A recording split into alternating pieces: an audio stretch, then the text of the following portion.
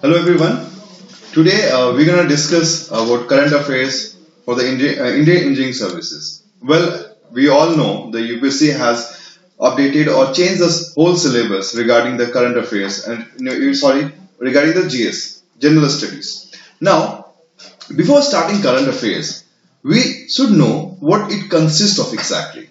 As we know, the UPSC has updated the syllabus. So, updated syllabus are important part of ethics, engineering, energy, environment, and project management, e-governance, aptitude, etc. Well, in the context of current affairs, we as a layman, ordinary people understand that current affairs includes just awards, ceremonies, or some in national and international conferences, or some summits, or something events, or accidents, or incidents that happened in last 1 year. But I would like to point out that current affairs is not restricted only the events that happened in last year. It covers the subject also. Like it covers subject environment, it will cover subjects e-governance, it will cover subjects what do you say energy issues. Besides that, it will cover political issues, social issues, economical issues, and industrial development. So today in this lecture, what I would like to point out is that how we'll relate this subject to the current affairs. That question can be asked and is always asked. See, current affairs is very unpredictable. It's not necessary what has been asked last year will continue the same thing. It's a broad domain, so we have to cover everything. We should know what kind of question can be arise from this topic. The UPSC pattern is the question near about current affairs comes on near about 20 or 21 or 25. Out of these 25 questions, some question will be very straightforward, some question will be factual, and some question would be conceptual, as well as some question would be based on the assumptions, presumptions, and like mix match kind of. So, as you know, this topic is very huge and very difficult to cover everything in a whole in one chapter. But in the last 1 year, what were the important topics, what were important events that was happened during the 1 year in the context of national and international issues? We'll come to know about it and we'll discuss point wise in a context. So we'll start with the national issues. Okay, in case of national issues, needless to mention, there was buzz about it, just a GST, goods and services tax. So the first topic I would like to start is GST. I think everyone knows what is GST. The general parlance is that GST is a good and services tax. We know about it. But what kind of question can be asked in GST, and what the GST has changed the things? That becomes a very important for the UPSC point of view, because everyone knows about it. GST will subsume all the indirect taxes of in the central and state level. Okay, but I would like to point out some important features of GST bill that has become a GST Act that I think you or a common people have missed, or in fact you have also missed. So let's point out in very brief about the GST features is. So if we start GST, that is goods and services tax.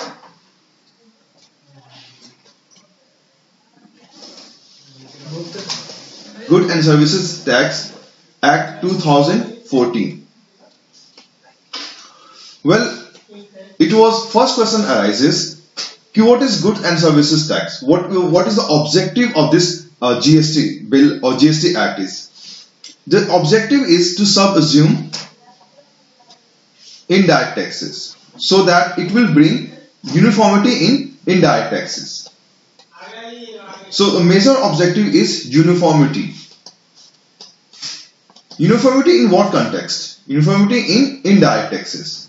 So it can be asked direct taxes or indirect taxes. Do not get confused with the direct taxes. It should be indirect taxes only. So indirect taxes in what context? For both central government or as well as state government. Okay, just for the example, for the sake of example, let's take service tax. Service tax was imposed by central government only, and state government was not allowed to impose service tax, right? So state government was not allowed to impose service tax. But when the GST would come into effect, that is to come into effect from next year, April 1st April 2017. So after implementation of GST, the service tax could be imposed by both the government, that is central government and state government. So that was an example of this, right? Likewise, state government has been authorized to impose sales tax. So central government was not authorized to impose sales tax. After that, it has been subsumed in the indirect taxes. Anyways, so we see there would be uniformity in taxes. There will be one kind of taxes, indirect taxes, that would be applicable throughout India. That's all about the applicability and the structure about that. If you see the structure of the GST, that's again GST is being divided into three parts. That's central GST, CGST, again state GST, that is called SGST, and third is inter GST, this is IGST. Central GST would be imposed by the central government, state GST would be imposed by the state government, and inter GST would be imposed again by the central government. So question can be arise that can be asked you to get you confused. The IGST would be imposed by the central government as well as the state government. No, it will always be implemented by the central government. So this thing is clear. Now we come to the factual things. What happened after implementation of this GST bill? We all know GST bill has become the GST Act. Now it is no more further. GST bill is no more GST bill. Now it has become GST Act. Now the bill has become the Act. For that it was to be ratified. The bill was ratified. Again, the question can be asked, that is simple and factual question. Name the first state who ratified the GST bill. It was Assam. Assam was the first state who ratified the GST bill. Okay. Question can be asked, what was the number of the Constitution Amendment Bill when it was introduced in the Lok Sabha? This was introduced in the Lok Sabha as 122nd Constitutional Amendment Bill. Constitutional Amendment Bill 2014. Question arises, why constitutional amendment? Why this is not a bill only? The reason is because GST bill, after implication of this or implementation of GST bill or GST Act, it will somehow increase as well as decrease the central and state government power of the imposing taxes. That's why a constitutional amendment is necessary. Without constitutional amendment, the government cannot do the things that the Act signifies. So for that, it was necessary to be introduced as a constitutional amendment bill, and it was to be ratified by half of the states. That means half of the existing states of India. We have 29 states, so it was 15 states was to be needed to be ratified by the state government. Again, question can be asked, it was to be ratified only by the states or as well as the union territories. So you have to keep in mind the GST bill was to be ratified by the states only, not union territory, because union territory is governed by the central government. So you have always remember no union territories, right? Now, we know this bill has become the Act in the sense that President has given an assent to this bill, and this bill has become the Act, GST Act 2014. Now we'll conclude the GST Act 2014.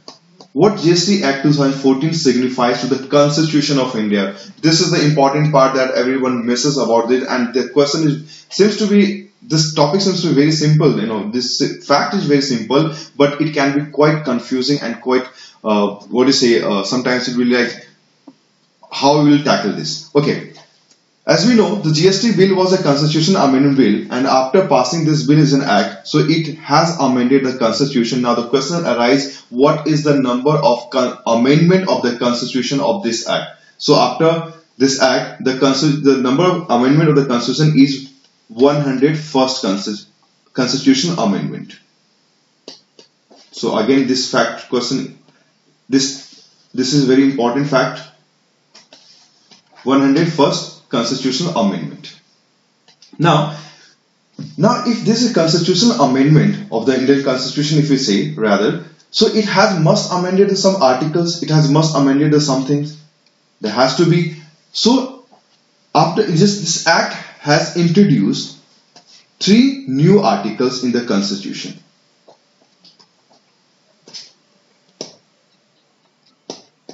The 3 new articles in the Constitution. The articles are Article 246A,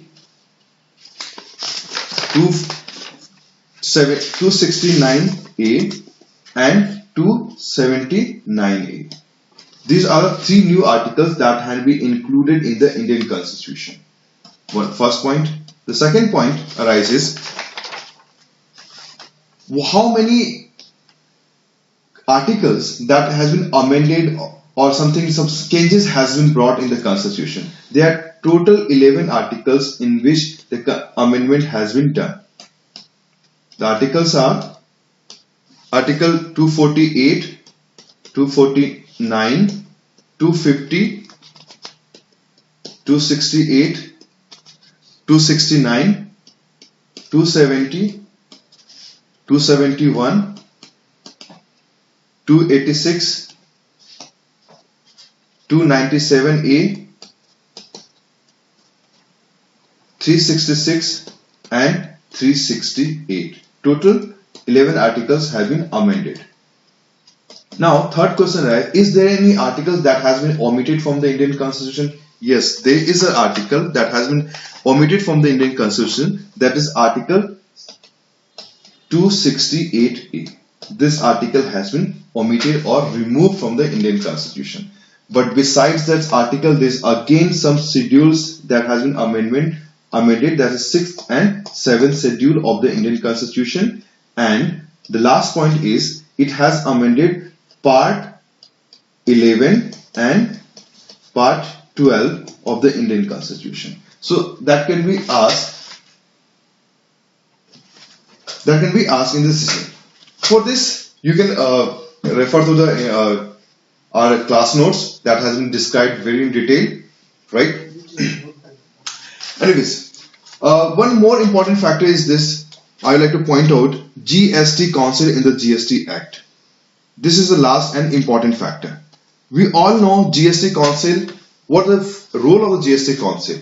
GST Council will be headed by the Union Finance Minister, and it will comprise all the state finance minister of the concerned state, including Delhi and Puducherry, plus one member minister of a state in finance ministry. This will be the member of the GST Council, and whatever the decisions that has to be, what are the rate of taxes, what will be the structure, what will be the deduction, that will be decided by the GST Council. And GST Council is being enacted by Article 279A. So again, this is a hidden fact. No one can analyze this. They all talk about the GST Council, but they don't know how, from where the GST Council has come. So this becomes again important. They can be asked, right? Okay, we'll move to the next topic. For this next topic we would like to suggest is that Indus Water Treaty.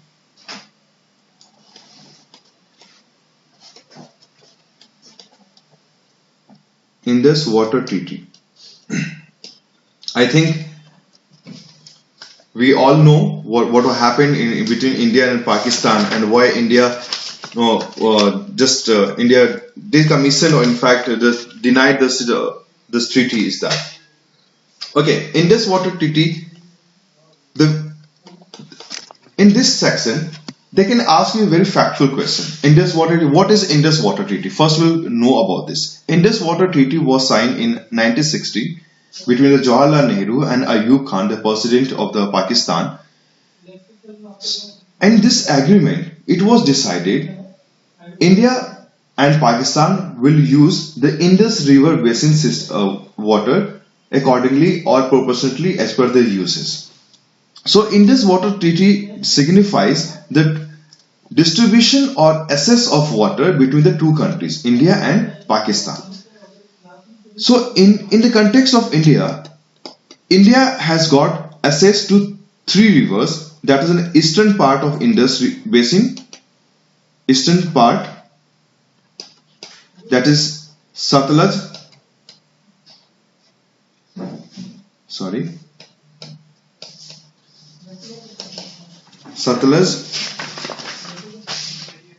Beas and Ravi.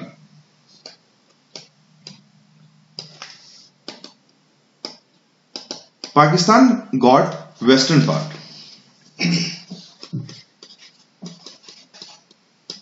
That is Indus, Chenab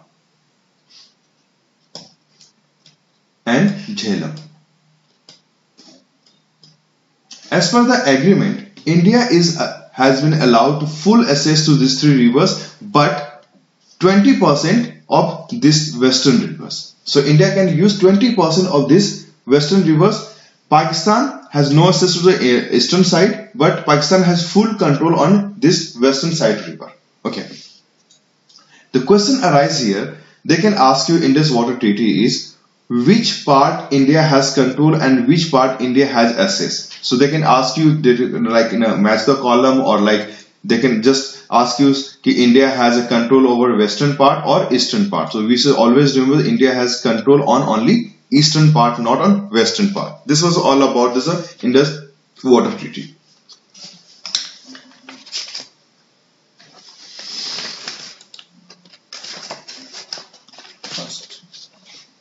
Okay, third point.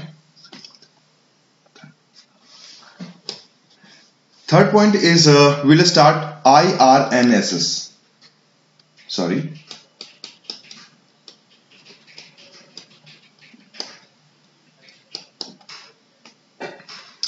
IRNSS. What is all about IRNSS? Needless to mention, this is a Indian Regional Navigation Satellite System.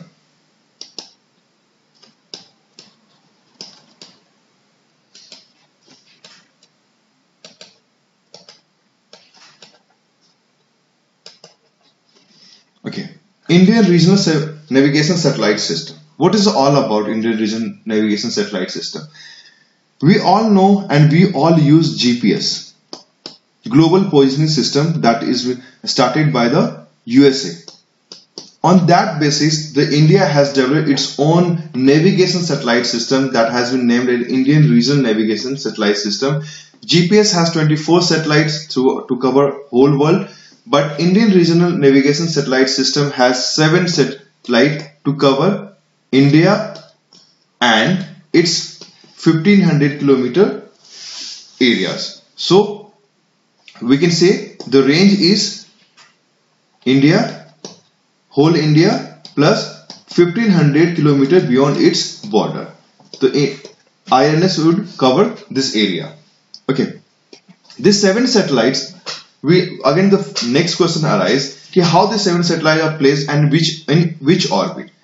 The 7 satellites has been divided into 2 components. The first 4 satellites, the 4 satellites are placed in geosynchronous orbit.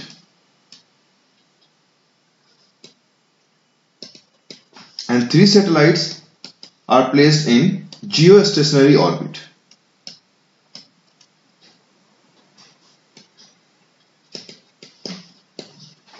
These 4 satellites would be placed in pair, and these 3 satellites are placed in single wise and at a stationary position. So the format is like this.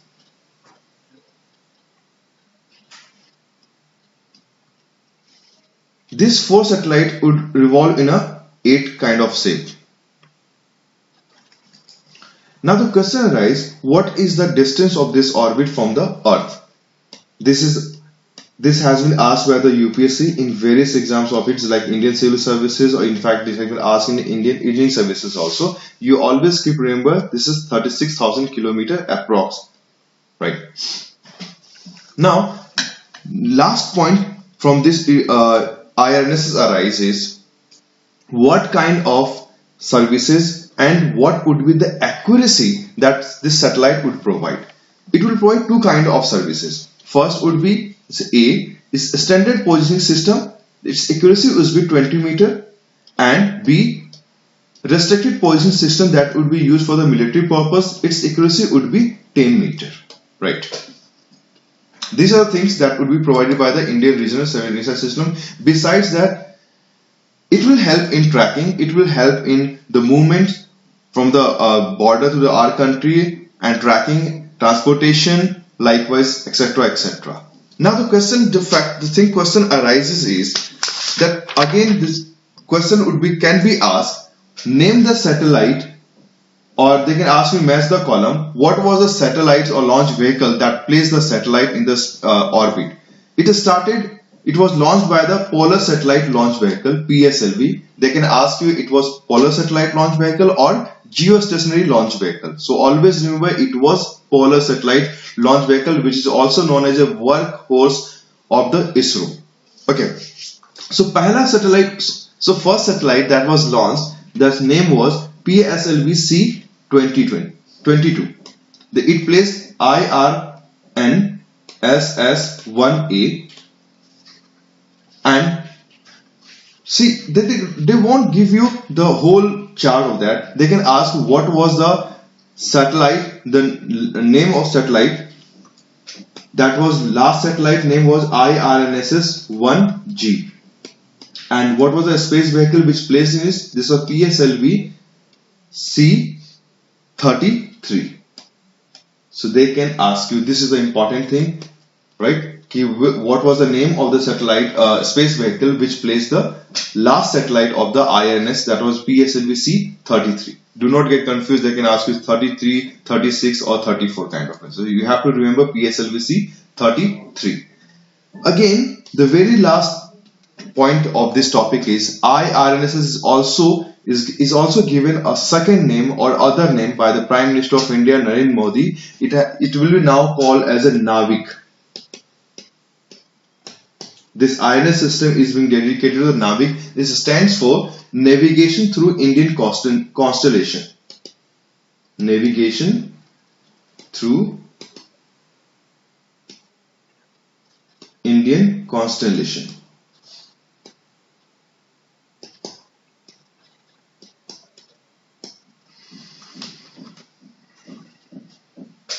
Sorry, it's a navigation with.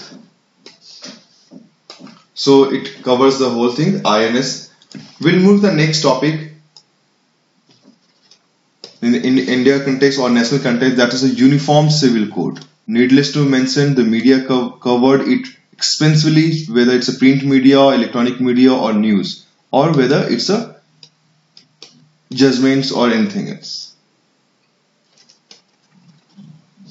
See, as we know, the polity has been removed from our syllabus, but this uniform civil code is a part of the polity, but it was in news extensively for the last 1.5 years. So we cannot ignore this. UPSC has not given a written thing. We want to ask you this. So we have a brief analysis of this. They can ask you simple. They can ask you in a thing.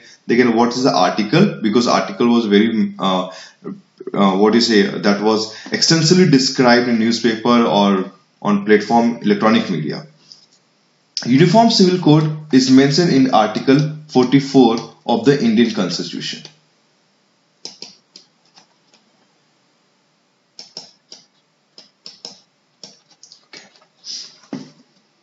Now, a very simple question could be asked. What is Uniform Civil Code, or what is it related with? Uniform Civil Code is all related with the civil rights only. It's not related with the criminal rights. What happens, what it wants to say is that Article 44 says there would be a uniformity of civil code throughout India. In a sense, it means there would be one law, one civil code for the marriage, for the divorce, for property, inheritance, etc. for the all the religion. Like for all the religions, Hindu, Muslim, Sikh, Christian, etc. We all know Hindu, Sikh, Jain or Buddhism are being regulated or administered by the Hindu Marriage Act 1955, sorry, and Muslim has their different laws for this regulation of the marriages and divorce. There's a Shariat law, and what happens in a Muslim thing, they give triple talaq, and that was the origination of this uniform civil code. So after implementation of uniform civil code, there would be uniformity of civil laws in the context of marriage, inheritance or adoption. So there would be no triple talaq, there would be nothing disparity, there would be uniformity, and it will achieve gender justice, it will increase women empowerment, etc. So this is the major objective of uniform civil code. The question can ask you, uniform civil code is related with, it's a prosecution, it's a property, or it's a something else. None other. Yeah, they can ask, they give you any example. So always remember, it can be property, it will be related with the marriage also. So this is all about the uniform civil code, is a brief analysis of this. Now we'll move to the next topic.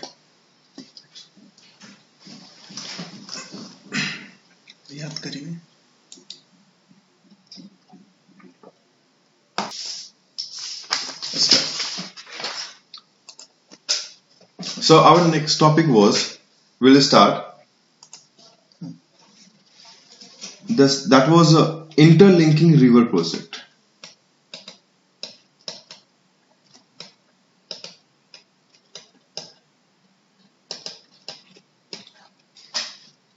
The question from this section can be asked, what is the objective of interlinking river project? This is the only important thing that can be asked. Besides that, there could be a factual question also, factual things also. So first we'll come to know what is interlinking river project. As the name suggests, interlinking river, that is, there would be interlinking of the rivers among the states or intra-states or inter-states, right? But why this interlinking river project? The need arised because we know India is such a vast country, it has such a broad area. What happens in India, the Indian river system are not flooded with water throughout the year. Some portion of the India or country is like central part, northeastern or eastern part of the river is flooded with water during the monsoon season. In that same season, the peninsular river, that southern part of the country, becomes dry. So what we see, some part of the country faces flood, and some part of the country faces drought. So for this, to balance the thing, the government decided to connect this system of the river, so that there would be distribution of excess water from the water surplus area to the water deficient area. So what was major objective? That was water distribution.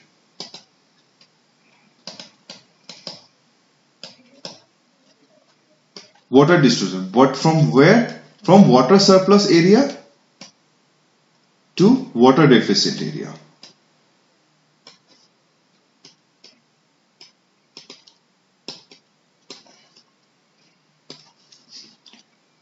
Besides that, major objective of this interlinking river project was irrigation, energy, transportation,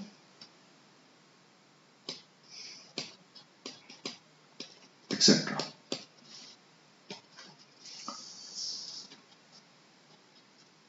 We'll discuss how it will help in irrigation, how it will help in energy, how it will help in transportation. We all know the Indian agriculture system is based mainly on monsoon system.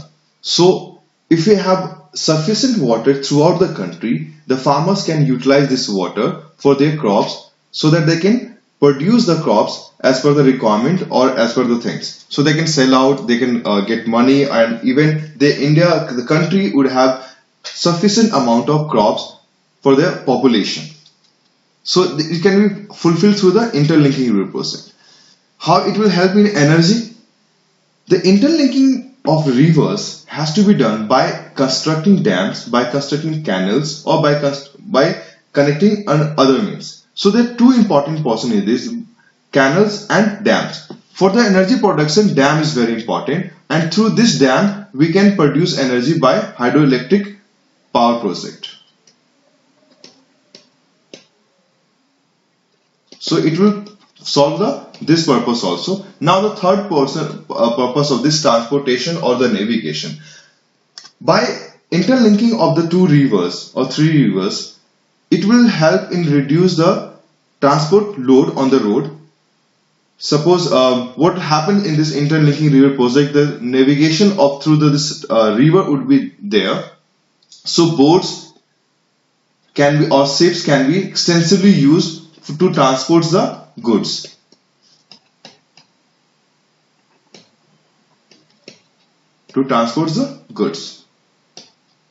Okay. Now the question arises, the factual question comes, how many rivers are to be connected? Actually, this is divided into two components. First, Himalayan component, that is Himalayan river or rivers, and second is peninsular rivers.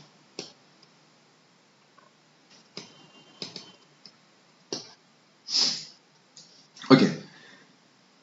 The question arises, how many rivers? As for the government has decided, there are total 30 rivers that has to be interlinked. That's out of this 30, 16 from the Himalayan and 14 from the peninsular region.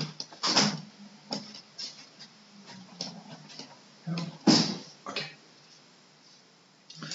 In the context of ILR, that's the interlinking river project, there's a one first interstate river project that has been given clearance is Ken-Betwa river project.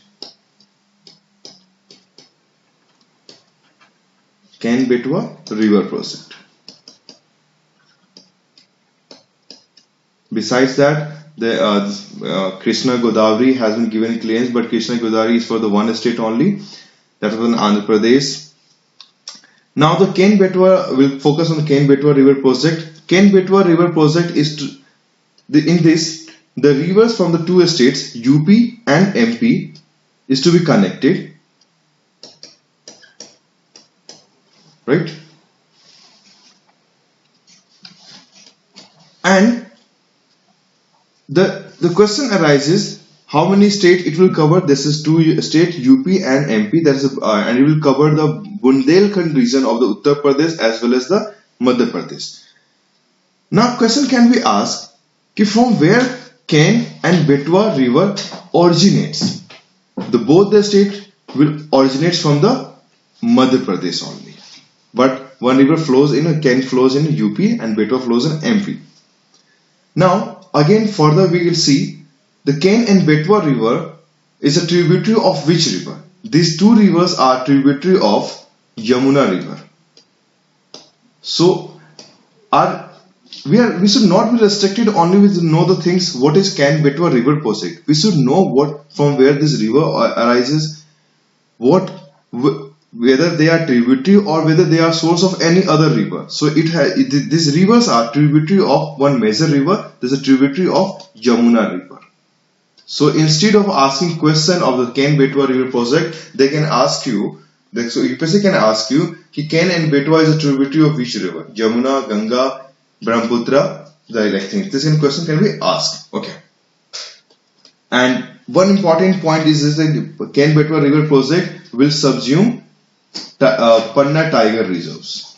So again, Panna tiger reserves becomes important where it is located, and likewise you can see this. Okay, we'll move to the next topic. Interstate river. Interstate river dispute. Sorry. बोलते रहे कुछ कुछ बोलते रहे Interstate water river dispute. Needless to mention about the interstate water river dispute, as we all remember, Karnataka and Tamil Nadu issues.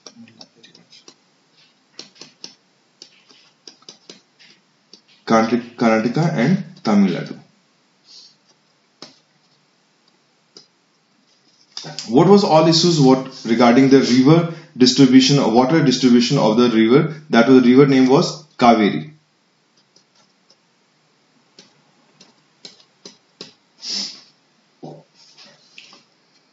So question can be asked again. Recently the new again a problem arose between the Haryana and Punjab regarding the Satluj river. Likewise, it again question we often see in newspaper that issues comes again and again regarding the interstate water river disputes.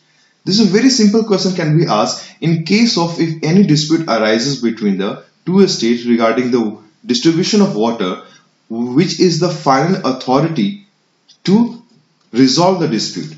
This is one line answer is it's a water tribunal. This is a water tribunal.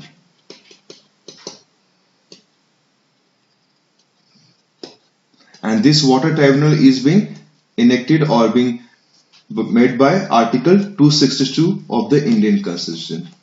The special part of this water tribunal is that only Parliament can make laws regarding that, and whatever the decision is given by the water tribunal is a final. But in case in last scenario it can be go to the appeal to the, if both the party agrees, then the appeal can lie to the Supreme Court, right? But question arises, and the most important part is that the disputes regarding interstate water river is always filed before the water tribunal, not in the High Court or Supreme Court. So this again, this very short thing is that we have to remember Article 262, and the resolving dispute is water tribunal. That's it.